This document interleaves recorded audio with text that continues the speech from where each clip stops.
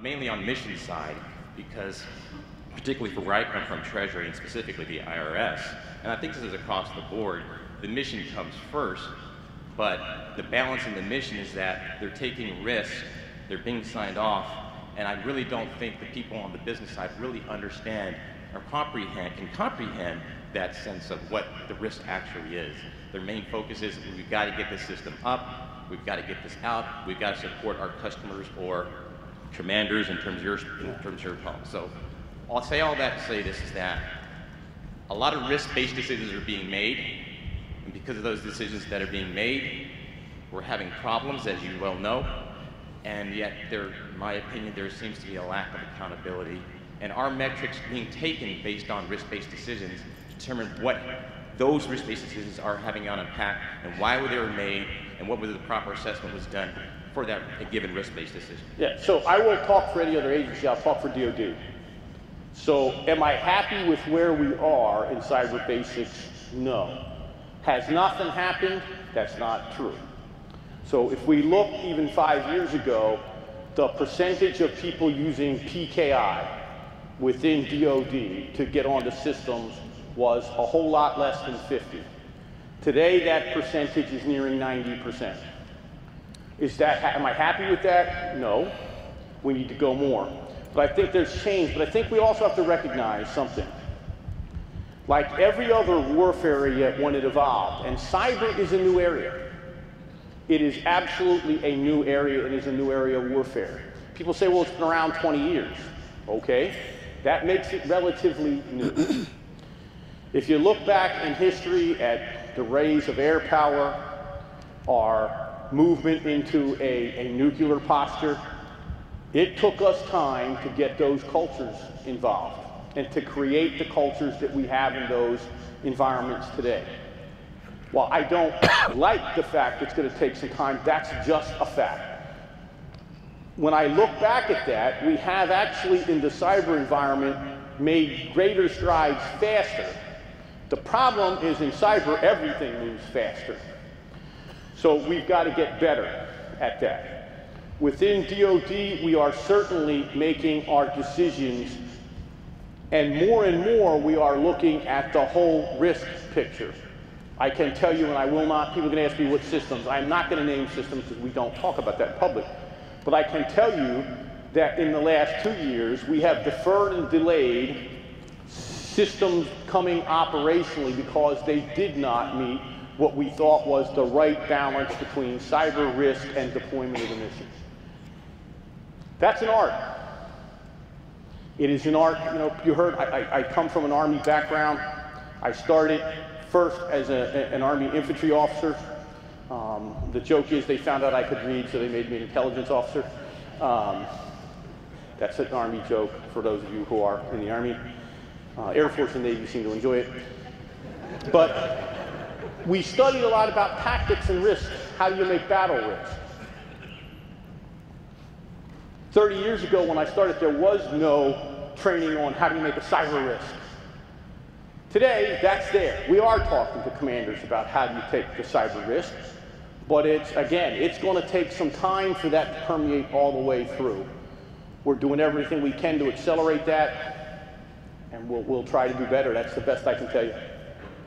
Sir. Yes, sir. I'm John James. I'm with the United States Military Academy. Thanks for your passion and your service. It's great to see it.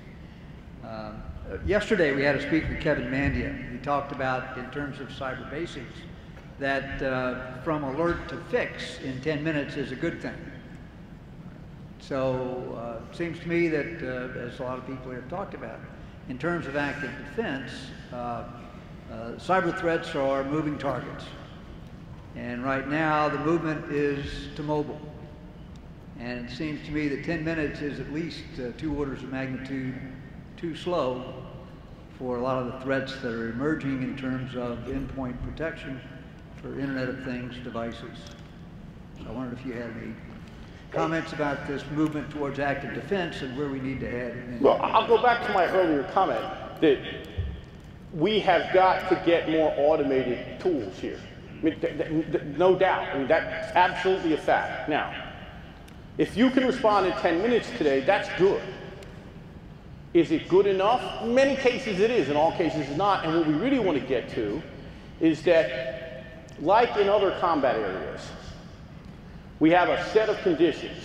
And if these conditions hit, we have a set of prescribed actions that we take automatically. We have got to get that into the site. We have some of that, we've got to get more of that. But we also have to have the tools that support that, so that we can take that action as soon as it's hit. There's no human in that element. We know this, we take this action, and we've done the risk analysis that says you're going to be right so much of the time that it's the right thing to do, and if you overreact in a case, the consequences, you know how to deal with them. That's what we're truly working on hard today, and I think we are making good strides, but we really do have to go faster, no doubt about that, and we want to get that. And mobile is certainly going to be a key area to how do we get smarter on. Now, there's a balance there, and I want everybody to recognize that. We're going to use mobile to do mission, get more enhancement, and get data out to people who need it. And in our case, that's including people at the edge of the battle. One of the other things you've got to understand about cybersecurity and security of information in general is the time dimension. And some of you have heard this story before, but it keeps sticking in my head. In a previous life, I got to play in an experiment where we were securing some radios at the tactical level. These were the radios you used to say, hey, you know, Bob, duck. And we put a lot of security on them. The problem was, by the time Bob heard duck, that order was no longer germane. It was another order, like find the medic.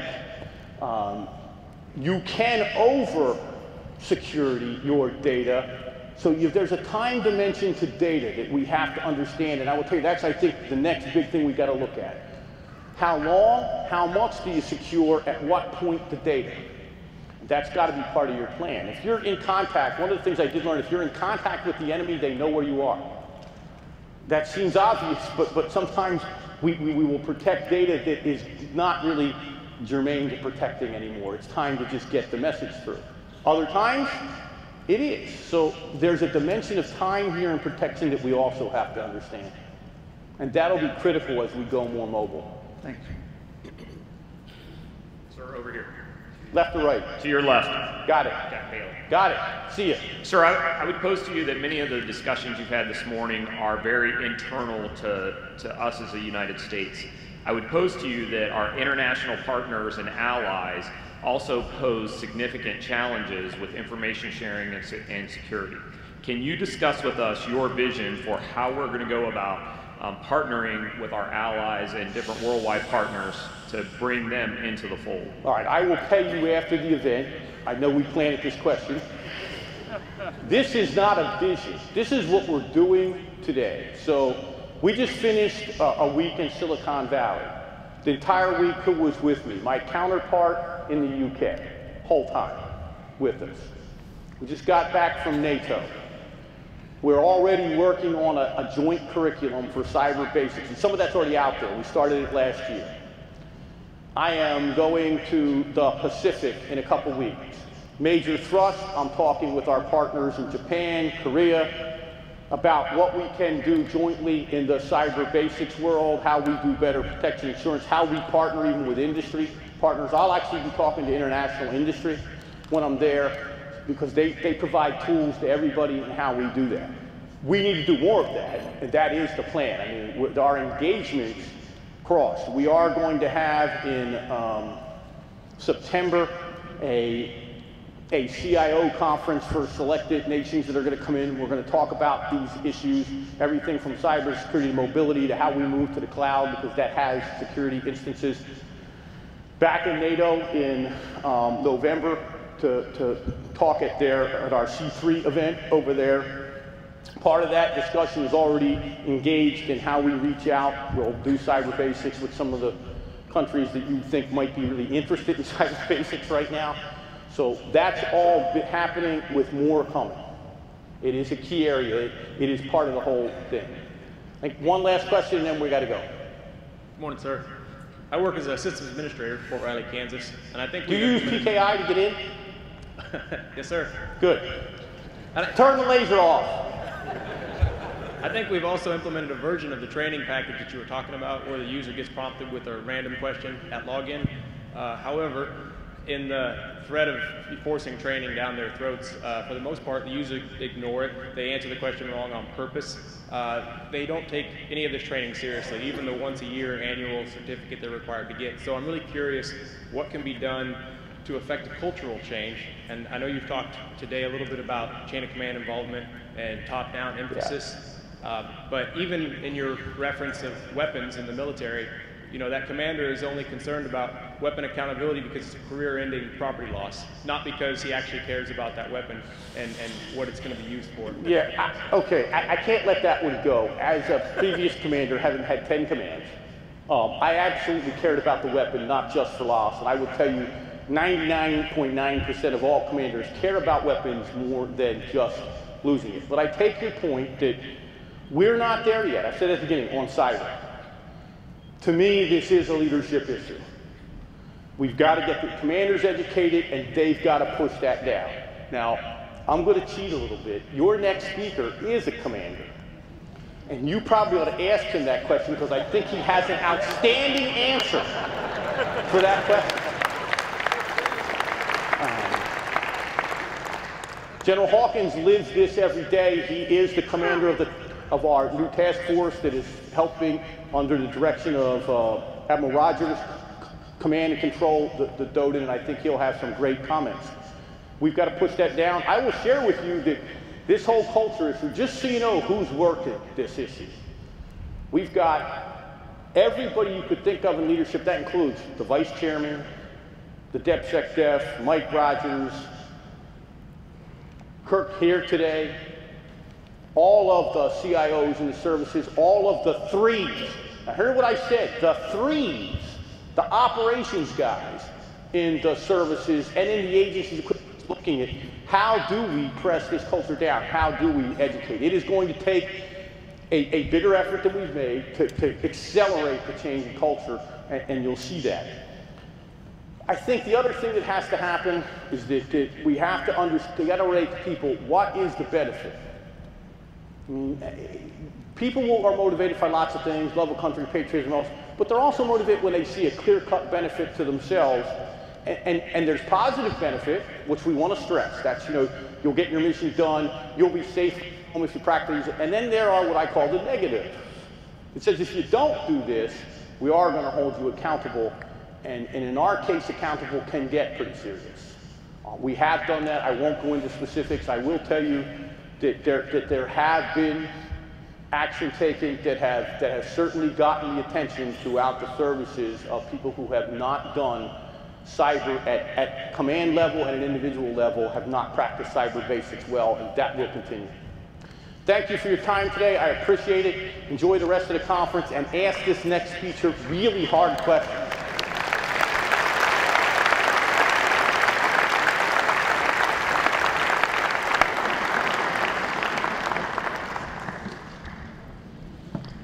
Well, I think I heard Mr. Halverson say that our next speaker has all the answers.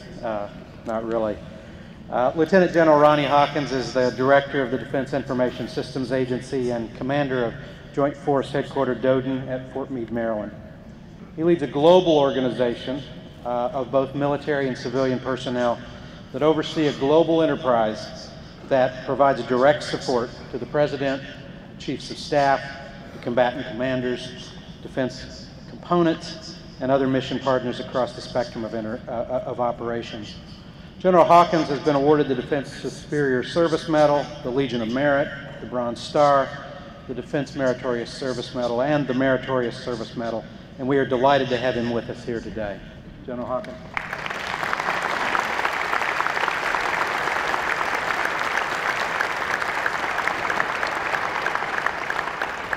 Well, good morning. It's indeed an honor and a pleasure for me to stand before you. This is I believe it's my second time coming here. The first time was right after I had come out of Iraq and was sitting here and talking to you about the need for us to watch the number of toys, if you will, or tools that we bring into the theater, combat theater of sorts. And was sharing with you the impact of doing that and what it caused the warfighter, how he or she had to change their tactics, techniques, and procedures, if you will, on the fly. Today, I would like to talk with you about from a different angle, that being a commander for sure, and it's always exciting to follow my boss in many different ways. We either pick things up or we follow up with making sure we say the same thing he did. And I think we're going to do that, even though we didn't match our speeches prior to that. I would like to talk to you about 3 things that I, as a commander, particularly within the Joint Force Headquarters Dothan, work on, and that is conduct, that is culture, and that is capability. And when we look at those, I look at them through a prism that's looking at the 2 laws that many of us talk about and know about and understand. The first one being Moore's Law and then Metcalfe's Law, and how the technology is exploding. We recognize that on a daily basis. I would also argue with you, though, that typically we do not move as much technology into the warfighter's hands as we could for a variety of reasons. But the biggest one being the 3rd law that we deal with within the Defense Information Systems Agency, and I dare say you deal with as well, and that is the law of disruption. And if you've read the book on the law of disruption, you see that what is really taking place is that the laws don't follow the technology as fast as the technology does come into being, does come into use, does come into play. And as a result of that, I believe we have laws that are on the books that hold us back from doing many of the things that Mr. Halverson spoke of. I know the chairman is focusing in on us doing, the vice chairman, all of the people that Mr. Halverson spoke about that expect us to hold people accountable for doing the right thing and then hold them accountable when they do the wrong thing. We don't have the laws on the books to do that. Case in point, and I'll just share it with you, and then, and by the way, we can open up for questions and answers in just a few minutes, although I might limit that so I can get off the stage before you ask some of these questions that Mr. Halverson suggested. But here's the example that I would give you. We find situations where things have gone wrong, not necessarily somebody doing something in a malicious manner constantly, but we find people doing things wrong. And when it comes time for us to hold them accountable, what we also find, if you will, is the lawyers right behind us, or the civilian personnel system, excuse me, right behind us that'll tell us, well, you can't do that. You got to give them 1, 2, 3, 4 different types of opportunities to improve. But just as we talk about the technology changing, if you will, at the speed of light, I think the laws are going to have to change in how we hold people accountable as well. We cannot afford to give people 3, 4, 5 chances to do something that they should know what to do in the first place. And that goes to the issue of the culture of the communities that we work in right now. See IT, I would posit to you, they see IT as a business unit. We carry around our mobile devices at home. We do banking for some of us that choose to do it that way. We look at the news, we look at the sports. We do a lot on our mobile devices now. And so we see them as a common everyday appliance, really. But then when we bring them in to the Department of Defense, when we bring them into the warfighting domain, they're no longer an appliance. And we have a culture that has not shifted its way of thinking, its way of doing, and its way of holding people accountable. The culture isn't there yet. So we've got to work on the culture in all things that we do. We can see it day in and day out. That's something that we need to work on. We also need to work on people's conduct and what it is they do when they bring devices in to the warfighting domain, into the Department of Defense. And another case in point, every one of us knows, every one of us should know the vulnerabilities as a result of Buckshot Yankee and what it is that we can and cannot connect to the hardware. But again, I can guarantee you on a daily basis we get alerts on people who are still plugging in devices into their laptops, into their computers, and it's a conduct thing. They just feel that they can do it. And so I would again challenge you and tell you that that is the other place that we have got to work on, is changing people's conduct. But then I would say the bigger area that we are now focused on is the capabilities that we have in our hands right now to use what I call the data analytics, and more importantly, to operationalize data analytics. Right now, again, from a conduct and culture perspective, within the Joint Force Headquarters DODN, as we work with the other component commanders, as we work with the services, as we work with other agencies, as we definitely work as a result of the directives from Admiral Rogers, we find that we are not working at the speed that we need to change our behavior, our tactics, our techniques, and our procedures. And as a result of that, we find ourselves moving towards the goal at what I would call that Alaskan glacier speed. And we've got to pick this up. We've got to change how we do our business, and that's going to come as a result of what I think from a defensive cyberspace operations is we need to pick up our offensive speed in the defensive side. Two areas that we are doing within the Joint Force Headquarters to do that, we have begun to reinstitute no-notice inspections within the entire DODN. Now we're starting with DISA, our own agency, but we're moving that out in rapid speed. We have already moved it into the Pentagon, and we'll move it in other places. I dare say as situations arise, wherever they might be, you can find us putting an organization on that no-notice list. Now here's where I'm coming from. 37 years in the military, first assignment that I had was at Offutt Air Force Base, and at that time it was called Strategic Air Command. And many of you may know about that, but the long and the short of that was a good day in Strategic Air Command was when you didn't get fired. And the reason that you didn't get fired is you weren't doing anything, quote unquote, wrong in that nuclear environment that we were dealing with. While I'm not suggesting that we need to go around looking for people to fire, I am suggesting that we need to go around and change people's conduct, change people's culture, that if I could use the metaphor that they are always on the balls of their feet when they are using the information technology. And the reason that they're always on the balls of their feet is they don't know who's looking at them. And so when I start talking about no-notice inspections, I'm not talking about physically coming in to look at what's going on. I'm talking about using the tools that are out there right now, and we should crawl through the network just as red teams do right now, but we should crawl through the network and check out what people are doing, and then we can leave that post on there to tell them that we were there, and we can tell them that we know what was happening here, and this is their level of security. Now we are starting that within the Defense Information Systems Agency.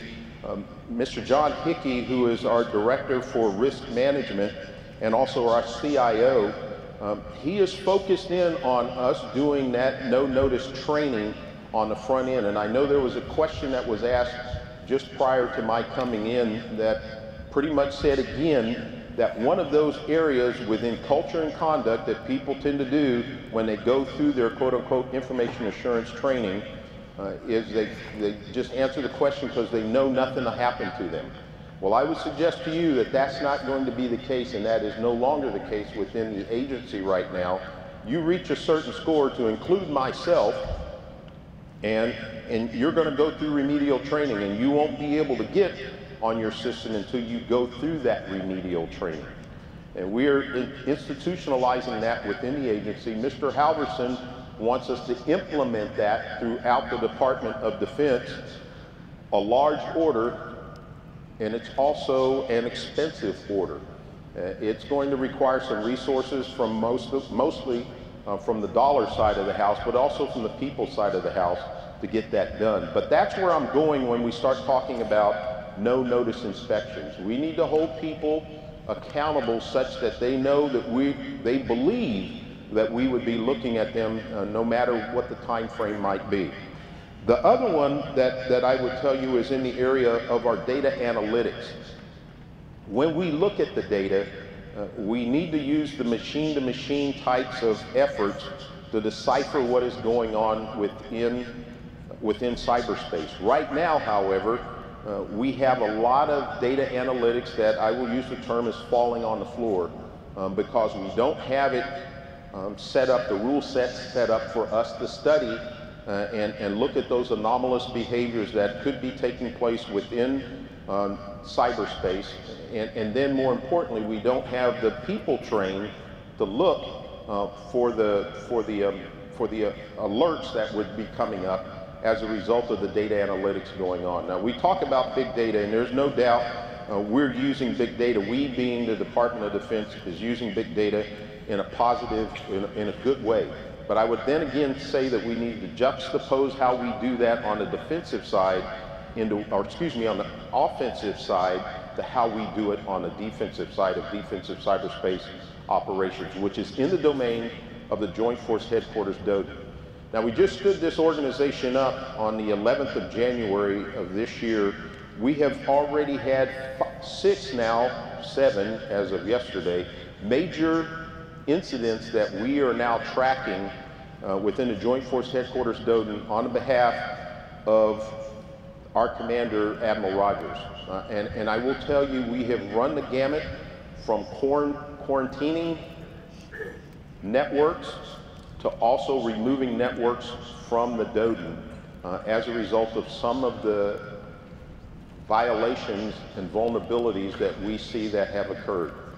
We have Admiral Rogers' backing, we have the chairman's backing, vice chairman's backing, and we'll not get into the details, but I watch that dialogue go on day in and day out. And if there's one person that is really focused on holding people accountable, it's our vice chairman right now. Him coming from a nuclear background in the Navy, he wants us to use the same type of mentality, the same type of leverage that he grew up in, that I grew up in my Strategic Air Command days. We've got to get there in cyberspace. I believe the Joint Force Headquarters is the right entity to get us started that way in defensive cyberspace. We're excited about what we're doing. Brigadier General Bob Skinner, who is the deputy, who works this 24/7, 365, we are really stepping up the game. We believe we will be FOC within another 12 months or so. And you might say 18 months to get all of this done, that's a long time. But when you're starting something, picking it up from the ground up, building it up from the ground up, it takes a little while for that to take place. We're excited about where we're headed. We believe we have the right focus right now, and we're wanting more and more to have the dialogue and the collaboration with our partners on the intelligence side, be it in NSA, wherever it is that they might be. We need to have that type of collaboration. Admiral Rogers is interested in that. Lieutenant General McLaughlin, the deputy commander within Cybercom, is interested in us doing that, and we are ourselves within the Joint Force Headquarters DODA.